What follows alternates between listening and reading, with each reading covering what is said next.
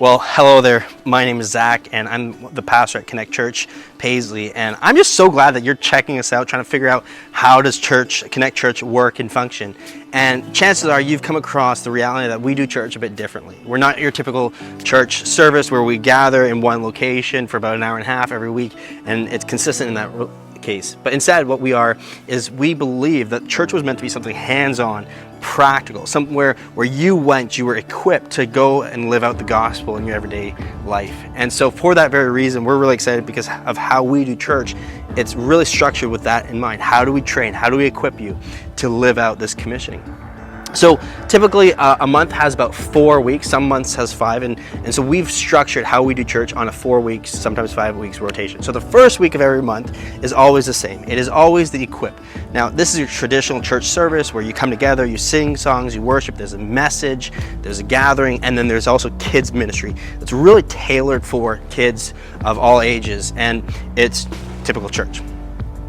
Now the second one that we have is called Connect. And Connect is really a place where these groups, so the church is broken up into different groups, and they gather around a meal. So that's breakfast, brunch, lunch, or dinner. And so you join this group, and this group is the group that you come to each time, and together you're just having a meal. There's no curriculum, there's no Bible study. It's really about loving on one another, checking in with one another. This is something that's meant to be done all ages. So, from little kids to adults, we're doing this together. We're spending time taking care of one another.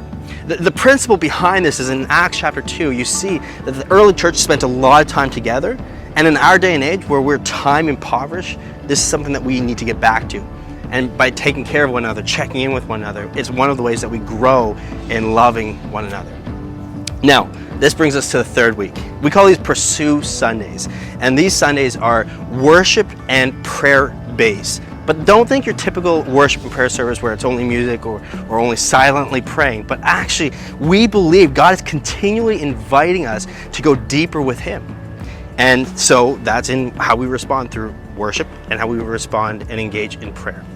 Now, the way we've done these is they're all ages as well, but sometimes all age things are code for it's really beneficial for kids but not beneficial for adults or olders. But actually what we've done is we believe that we can grow in how we pursue after God by exposing you to different ways of praying, different ways of worshiping. So that could be artistic, creative, drawing, painting, hands-on. It is really a tangible, the word we've been using is kinesthetic prayer and worship. So that is really helping us grow and mature in pursuing after God. Now, we have our fourth week. We see fundamentally in Scripture that there's this calling to go make disciples. Now, churches typically will say that, they'll talk about that, but very rarely are churches structured with the idea of let's learn how to do this together in groups. So on these Sundays, we have a couple different groups scattered throughout the community. And what we do is we send these groups out, and you're out and you're just connecting with people in the community. Now, this is where this discipleship part comes into play.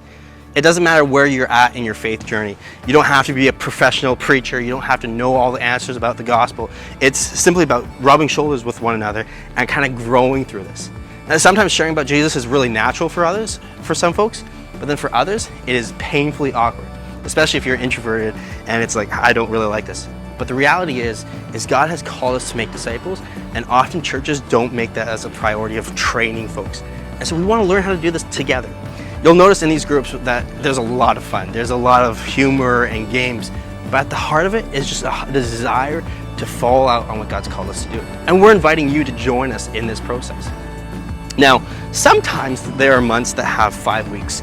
Now, those weeks we call Celebrate. And really, that's our code of, okay, we're gonna have a guest speaker and or a special event, and we're just gonna do things a bit differently. So the location of those can vary, but more or less, they're often at the main building that we're worshiping in.